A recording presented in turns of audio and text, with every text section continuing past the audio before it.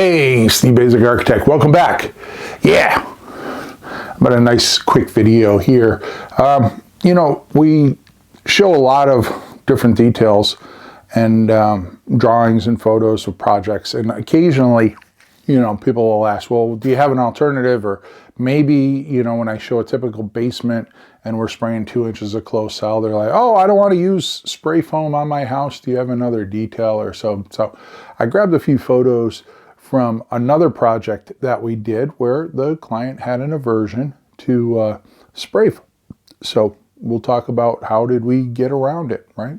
So obviously the other option is a rigid insulation,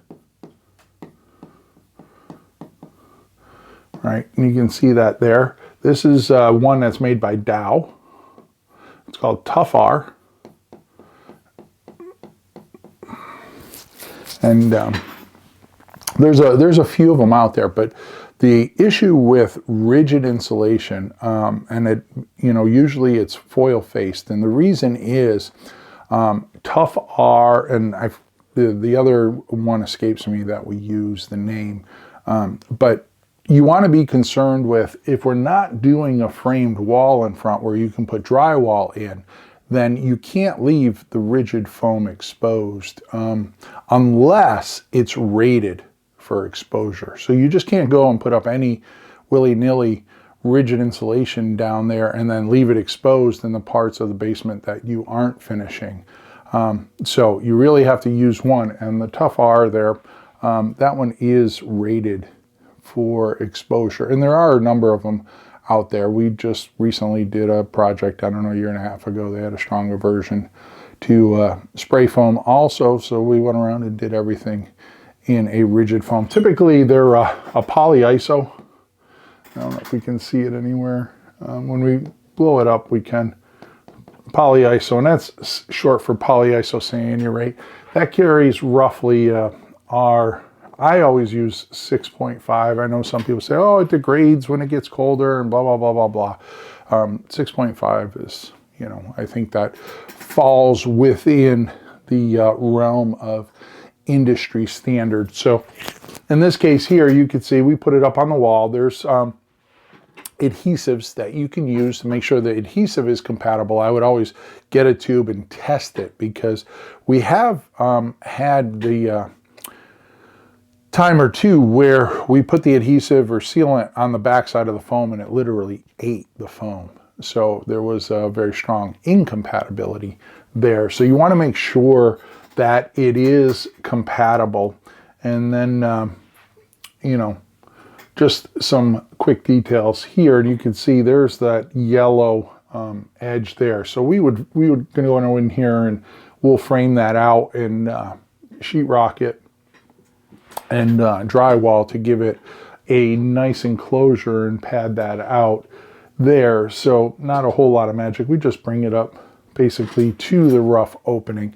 You can get real funky in here and try and turn it to the inside of the windows and do a bunch of the stuff. But, when it comes to some projects have a tighter budget than others. And I will always try and do the very right thing, but occasionally all projects don't get the A+ job. And so even the ones that have the A+ job, right? You could pick the best house that I've ever done.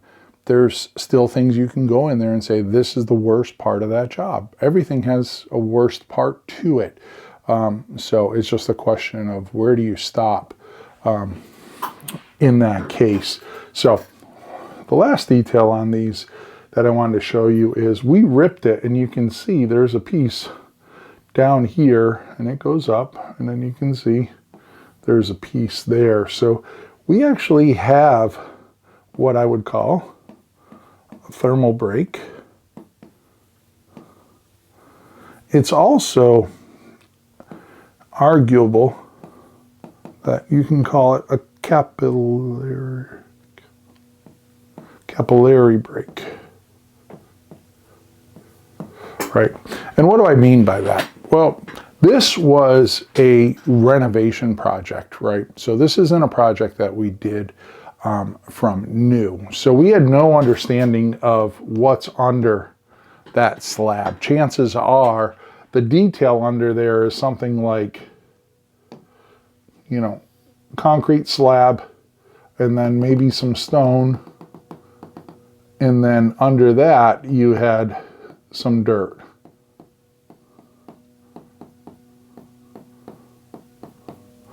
Right?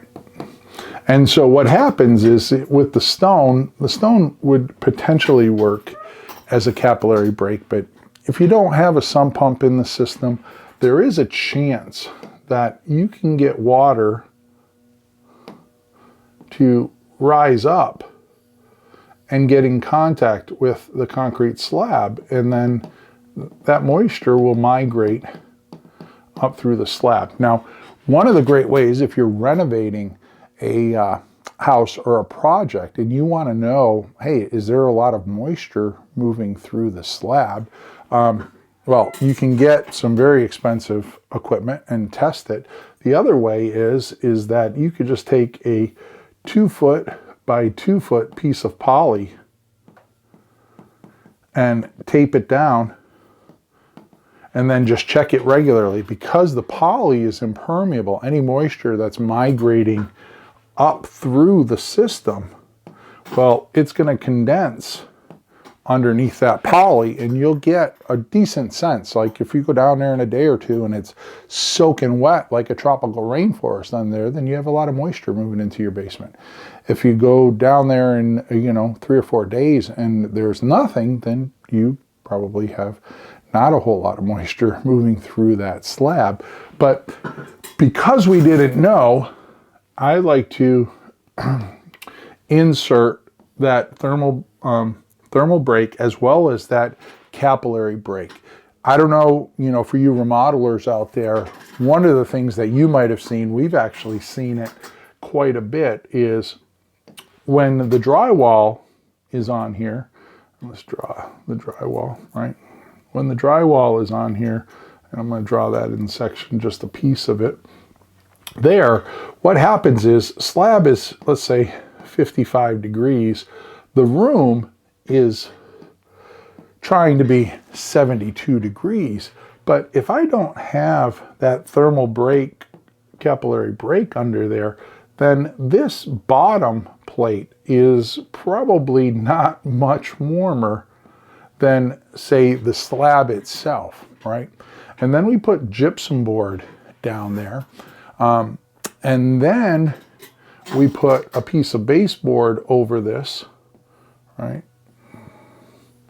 And sometimes we don't use as permeable a paint as we should on that trim. And so what happens is you have a cold surface with potentially moisture wicking up into that system. You have the gypsum board, gypsum wall board, that has a paper face. And so if the room, at least down at the bottom of the wall, reaches dew point, then you could potentially get some water activity or moisture activity down here on the back side of that plate. And the gypsum wall board is paper faced, so that cellulose-based product is some good food for potential mold growth. And if we have the baseboard on there and we're limiting our drying to the outside, then we could potentially have, we've been in projects where you pull the baseboard off and there's a 5-inch strip of mold in the basement underneath there because there wasn't this break. The minute I introduce this break here, then that 56 might climb up to, let's say, 66. All right? And the minute that elevates in temperature, it pulls it out of the realm of the dew point, and so I don't get the same moisture or water activity happening on that face of the bottom plate or backside of the gypsum board that I did when the bottom plate was directly touching the ground, right? And, the difference between condensation or not is a degree or two. It's that simple. It's not well, it needs to be 30 degrees colder. No, it's just 1 or 2 degrees. And you go from a vapor to a liquid water, and the liquid water mixed with the gypsum wallboard, right? What are the 3 things we need for mold growth? We need water activity. We need the right temp. And we need a food source. We have the food source, we have the right temp when it's cooler, and we potentially have some capillary rise of moisture into that system. And so that puts us at risk. So we don't have to get rid of all 3 of these. We just need to get rid of one of those. So if we can elevate the temperature or eliminate the food source, don't use, drywall or cellulose-based wood products, or we eliminate the water activity by providing a capillary break or elevating the temperature, providing a thermal break, right? You can see how that stuff kind of comes full circle with that simple detail. But anyways, it's just some simple thoughts on basement renovation and how we solved for it. So anyways, hopefully you enjoyed that. I'm Steve Basic Architect. You know it. Long live our buildings.